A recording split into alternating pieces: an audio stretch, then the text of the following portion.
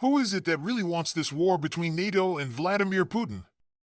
Because from what I'm seeing, outside of CNN and other mainstream media, it seems like it's the politicians in Washington, D.C. that are more eager to fight this battle through Ukraine against Putin. And it doesn't seem as if the Pentagon is as on board as the politicians. Who's really behind wanting this war? Well, I think it's clear that the American people are largely divorced from the reality of this conflict, as they have been for the last 30 years. Divorced from all the conflicts. War has always been something that happened far away on somebody else's soil. The difference this time is that Washington has decided, along with help and assistance, particularly from its allies in London and the global financial community run out of New York City, to wage war on the Russian state with the goal of not simply regime change but ultimately destroying the state, potentially dismembering it.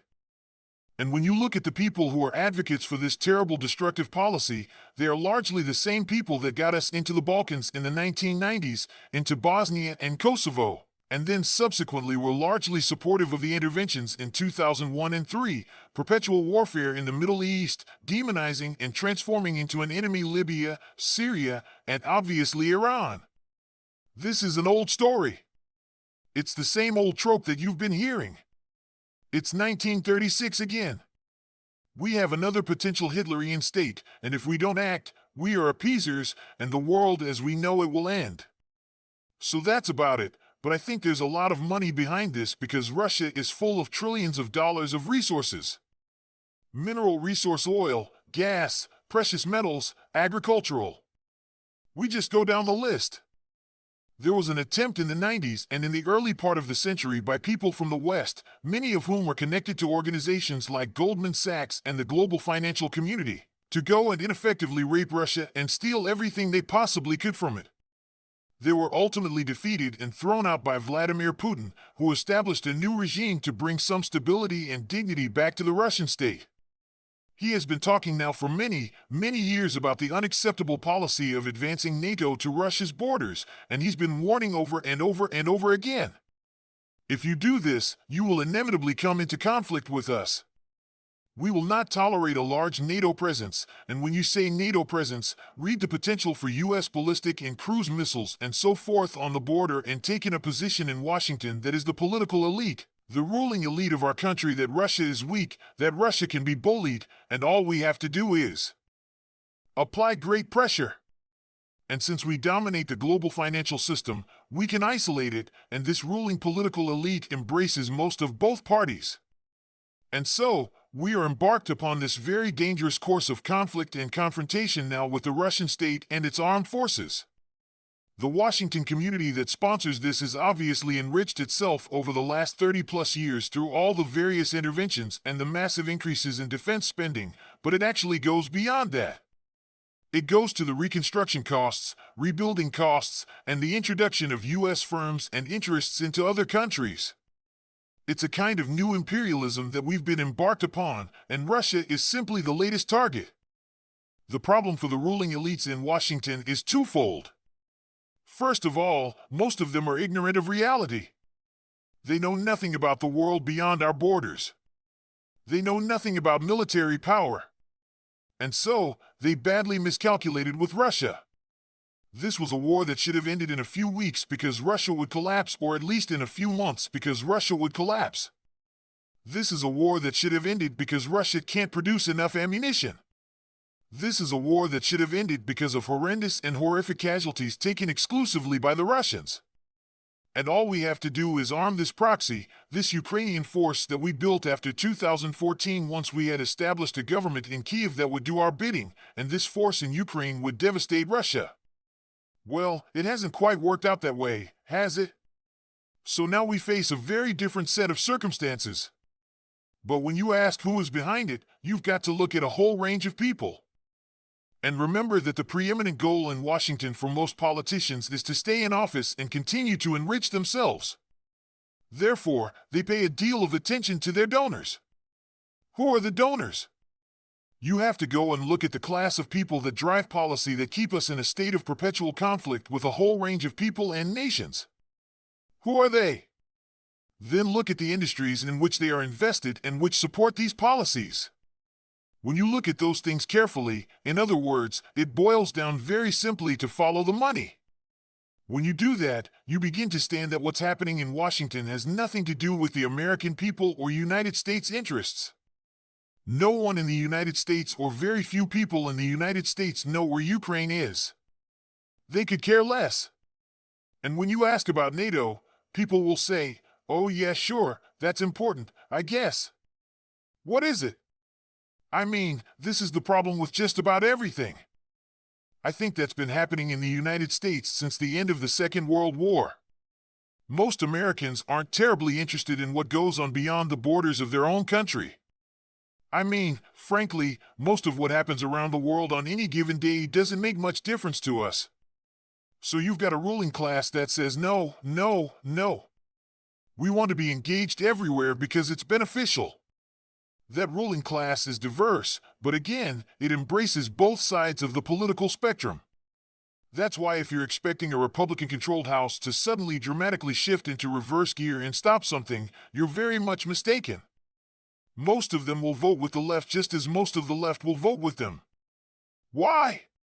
To keep the money flowing. It benefits them because it benefits their donors. And again, there's no understanding.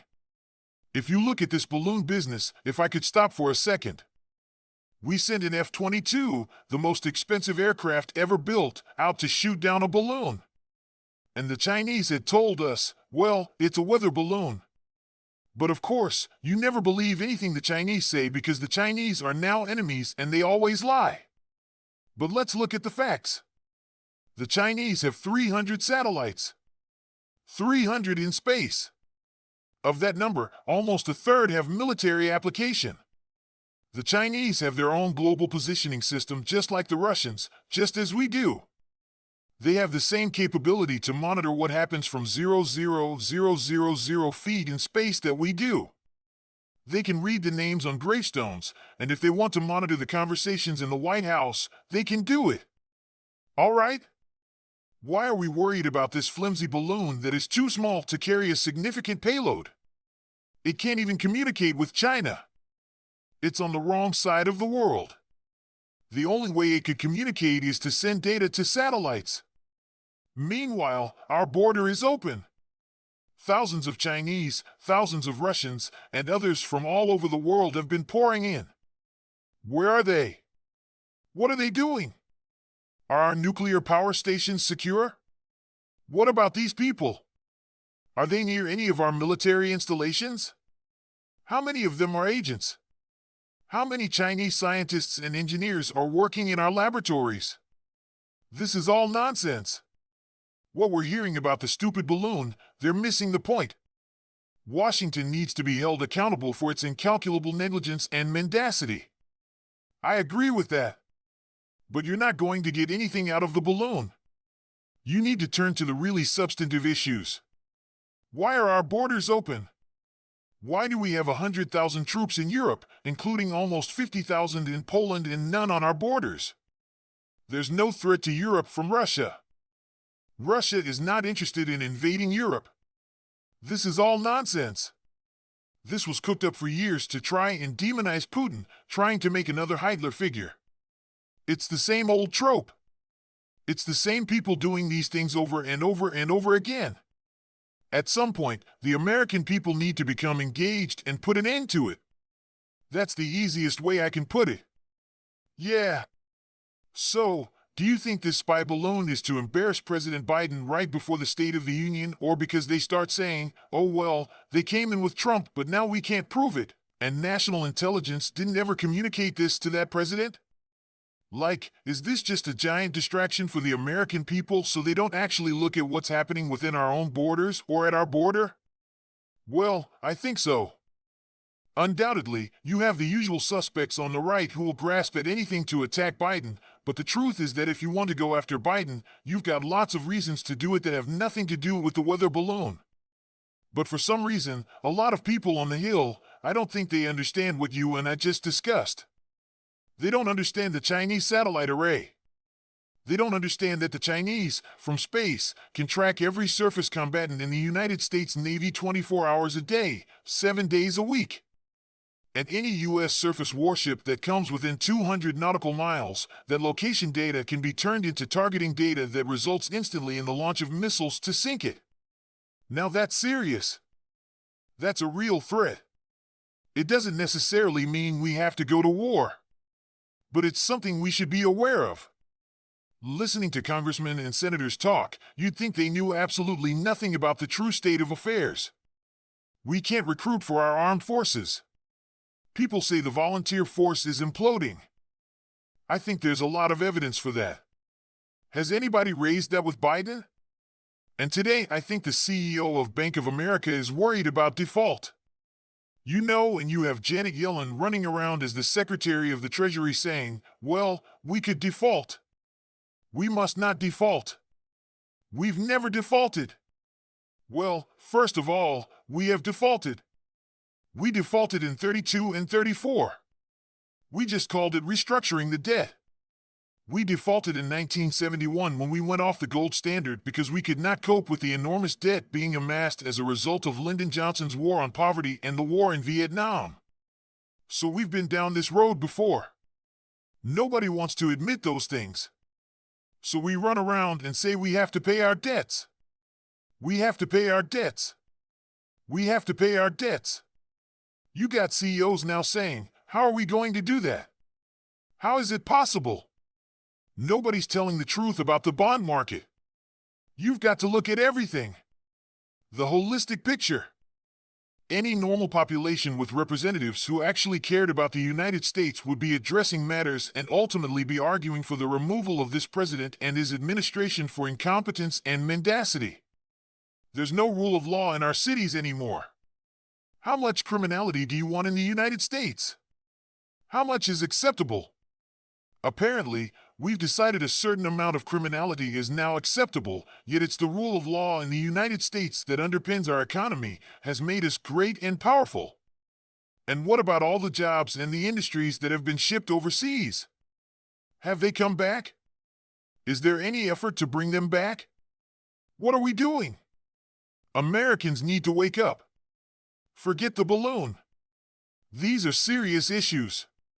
We got a State of the Union address tonight. What's he going to talk about? Nothing.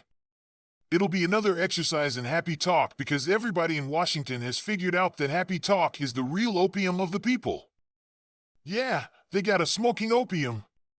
We're all just living on hope. Okay.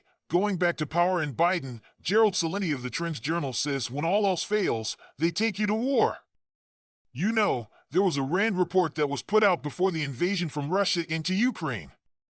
Did the United States trigger that invasion in order to bolster Biden in the polls, or was Putin going to invade regardless and we just happened to point it out before it happened? What really triggered Putin going into Ukraine? Well, first of all, discard RAND. RAND is part of the Beltway. It's a status quo think tank that is paid by federal monies.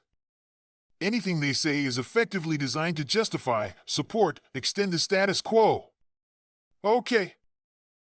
Let's talk about Putin. I told you before that starting with the acquisition of the East European states. These are the ones that were formerly under the Warsaw Pact. Russia had been told by us that we would not do that. We would not exploit their weakness in order to advance the borders of NATO further east. We lied. And Putin put up with it. He put up with Lithuania, Latvia, Estonia, Slovakia, Poland, ultimately Hungary and Romania and Bulgaria. But then we started talking about Georgia and Ukraine. States that actually border Russia. And he said no. We're not going to tolerate this, and he told us that if we insisted upon this, they would take action to secure their borders. Now, understand that in Ukraine, we spent a lot of money over the last 10 years. You've got to go back to 2014 and look at the coup that brings to power a government that was not duly elected.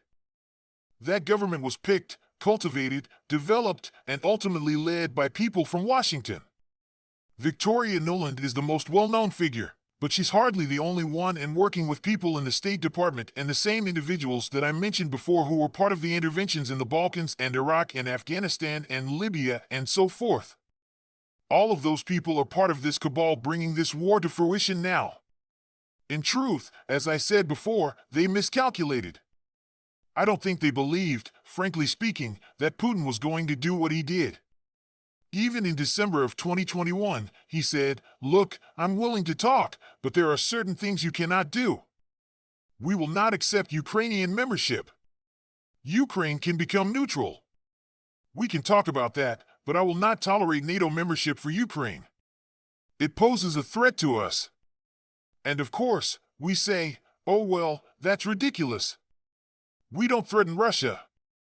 Well, if you look at Ukraine now, you look at the force we built, you look at all the biolabs we've established in that place, which I think is another issue that deserves closer scrutiny than it's gotten, you begin to say, well, if we had no malicious intent, why were we doing the things we were doing?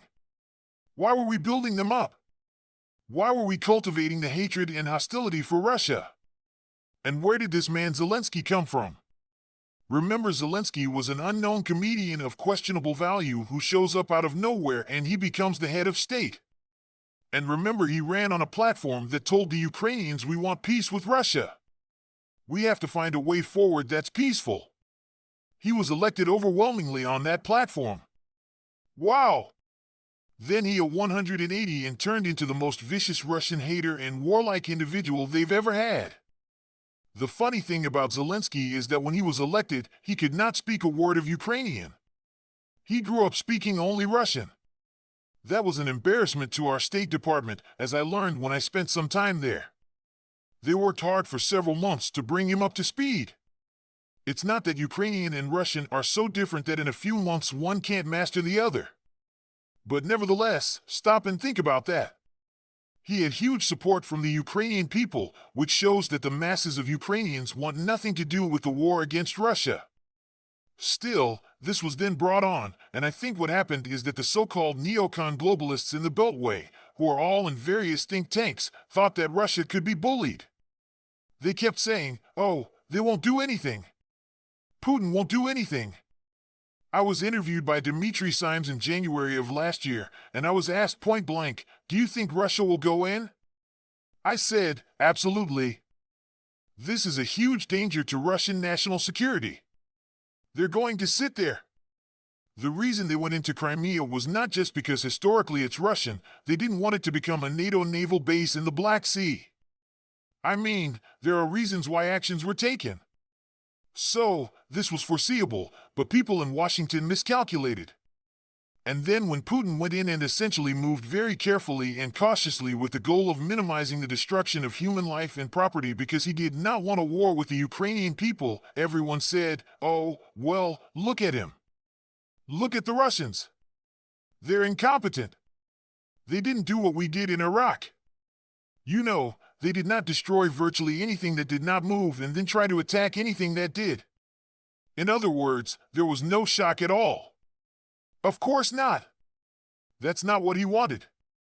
And it took several months for him, sadly, and his colleagues in Moscow to figure out there's nobody to talk to. They're not going to negotiate with us.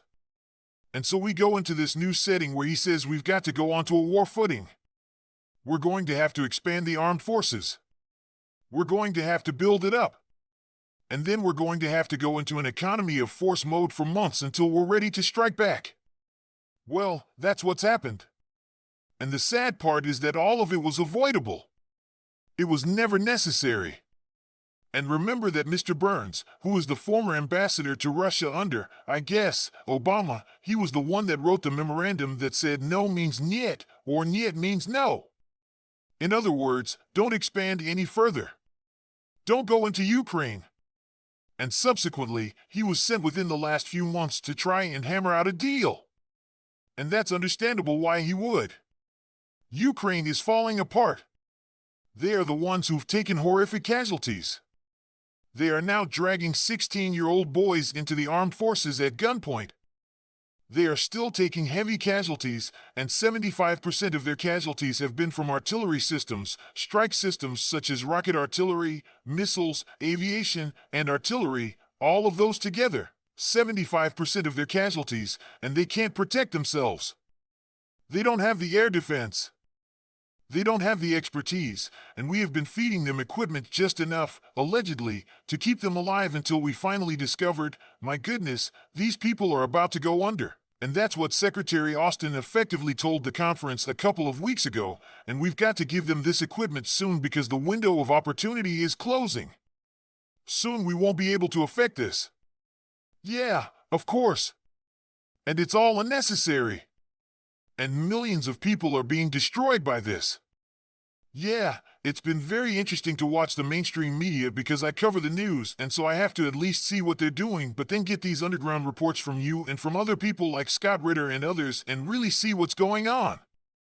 I remember early in the war I said to my YouTube community, I have no military background, but it seems like slow walking this invasion in order to get people to flee so that he's not causing mass casualties. And yet the mainstream media perceived that as Putin's weak, but he's also crazy and he's lost his mind. You know, he's this new Hitler, and we were totally being fed a bunch of BS, and now we're saying, okay, wait a minute, this thing's actually going to fall, but now we're sending in tanks, and everyone's smoking opium that these tanks are going to be the new savior of Ukraine. I know you have intel and opinions on the tank situation. What's really going on with the tanks that are going to be sent to Ukraine? Well, I think the administration pulled off a brilliant scam in order to trap the Germans into supporting something they didn't want to support. And that was by saying, okay, we'll send tanks. And then we said we're going to send 31. But then we added they'll have to be built from scratch. We can't send the ones that we have because of various technologies involved in these tanks that we don't want to fall into the hands of the Russians. So we have to build a model that we can safely send to Ukraine so that in the event the tank is destroyed or is captured, we're not putting at risk sensitive technologies and capabilities. So now we're looking at tanks arriving in 6 months, 7 months, 8 months, and then usual suspects on the army started saying, well, you know, what to build up an entire logistical infrastructure and network. Well, that's true, but that's something that people should have thought about before they launched this war. There was nothing in Ukraine to support anything beyond the first few weeks, so those tanks aren't coming anytime soon. Meanwhile, the Germans are now saying, oh, we can't send our best tanks either, we'll have to send old Leopards, we'll let our allies who have some Leopards send them if they like. They can do that. We give permission. But we're only going to send, I think the latest count from the Germans was 14. But then they assumed that all the other Europeans that have Leopard tanks would send those, and they said that'll bring your total to 88 or 2 battalions. Does it look like, with the exception of the Poles, the rest of them are going to give up their Leopard tanks?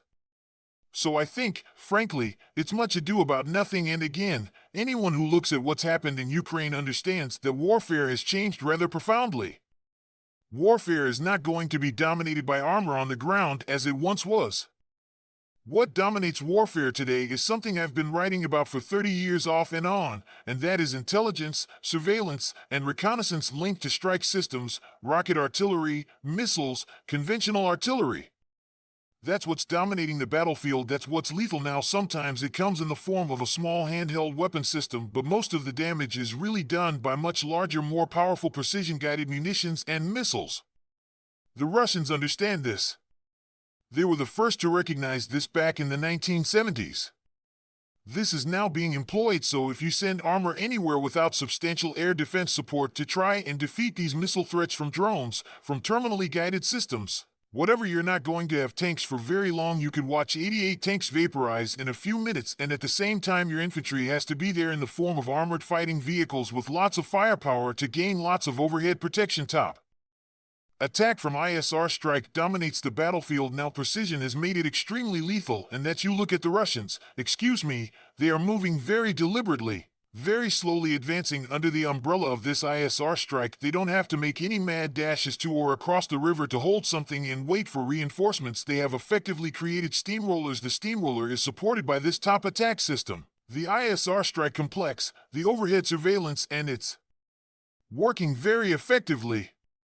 It's protecting their forces and absolutely devastating the enemy, and then, as they need to, they move forward their armored force on the ground and their direct fire capabilities with the infantry and the armor, and they annihilate whatever is left after they've disrupted, disintegrated, atomized, do whatever words you want, the front. That front in southern Ukraine is crumbling. It's falling apart. It's almost completely at this point. And how many casualties Ukrainians have had is anybody's guess. I've heard from 157,000 dead up to over 200,000 dead.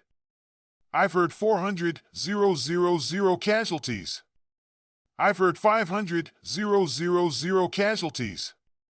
No one is telling the truth in the West.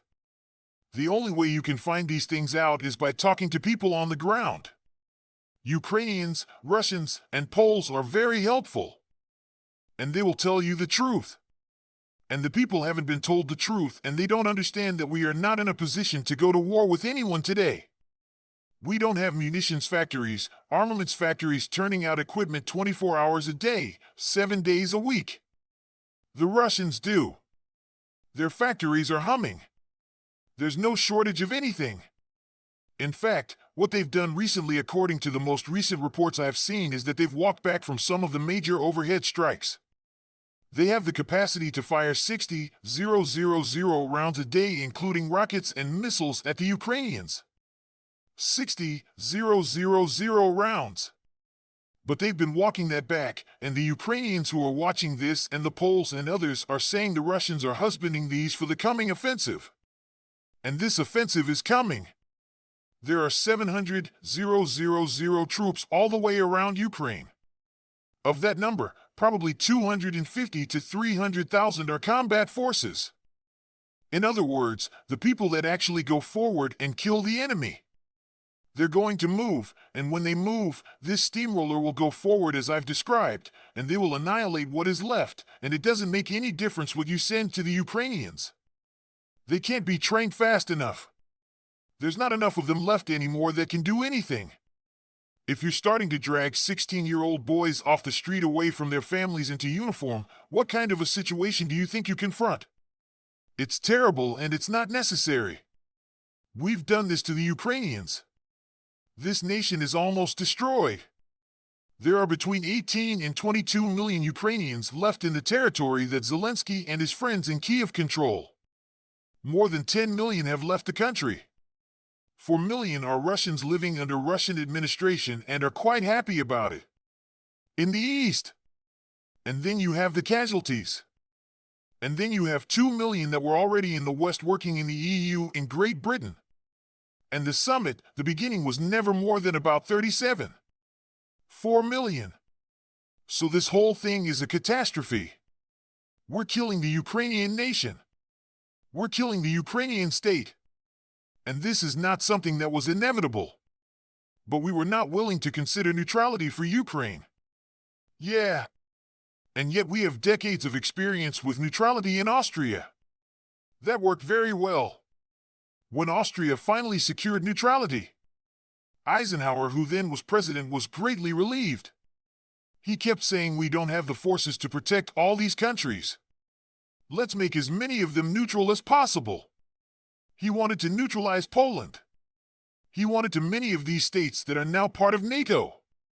Said we can't defend them. We can't defend them now, Stephen. We can't. We can't. We can't.